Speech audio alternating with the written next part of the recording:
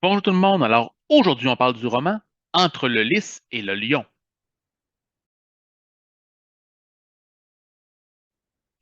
Donc, comme mentionné, aujourd'hui, on va parler de ce roman-ci, Entre le lys et le lion d'Éric Leduc, qui est Éric Leduc, c'est un passionné d'histoire et le roman ici, c'est son premier livre.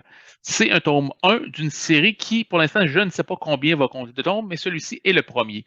L'histoire se passe à l'époque de la Nouvelle-France, à la fin du 17e siècle. Dans le fond, l'ouvrage commence alors qu'on suit Akian, hein, ça va être le héros de l'aventure. Akian, c'est un jeune Abénaki et il vit dans le village Oklono qui est dirigé par son père. Le village, au début du roman, est attaqué par les Iroquois et qui vont tuer tout le monde ou vont faire capturer d'autres en esclavage.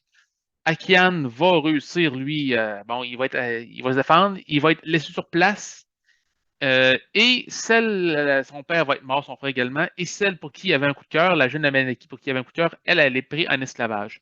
Il va décider de vouloir aller conquérir, d'aller délivrer celle qu'il aime, et il va partir, et pour ce faire, il va demander l'aide des Français, parce que les Abénakis étaient alliés et français, et qui est l'ami d'Aken?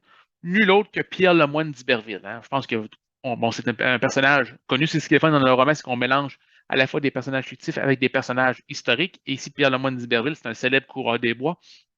Donc, il va découvrir aussi plein de territoires pour la Nouvelle-France.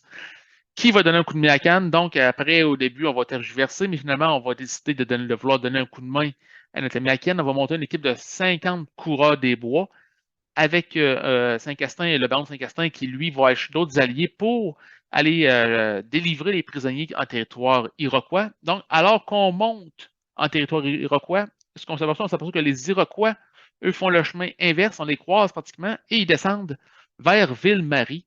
Et là, ils ne sont pas juste quelques dizaines, ils sont plus de 1 millier d'Iroquois qui descendent, et on est en août 1689.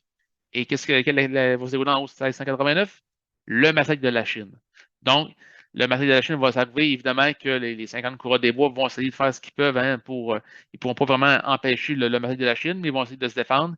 Et puis, comme je vous dis, donc, c'est tout cet univers-là, hein, l'univers des coureurs des bois, des peuples autochtones, donc les Iroquois d'un côté, les Algonquins de l'autre, qui est mélangé le tout avec hein, une intrigue amoureuse, je peux dire, à la base. Mais c'est très bien fait. On voit que M. le Duc connaît son sujet, même s'il n'est pas un historien de formation, on voit qu'il a beaucoup lu sur le sujet. Et donc, ça vous reste en haleine du début à la fin. Comme moi, quand vous terminez le tome 1, vous avez déjà hâte à la parution du tome 2. Donc, si vous aimez les volumes historiques, c'est un roman que je vous conseille, Entre le lys et le lion. Sur ce, je vous souhaite une très belle lecture et une bonne semaine.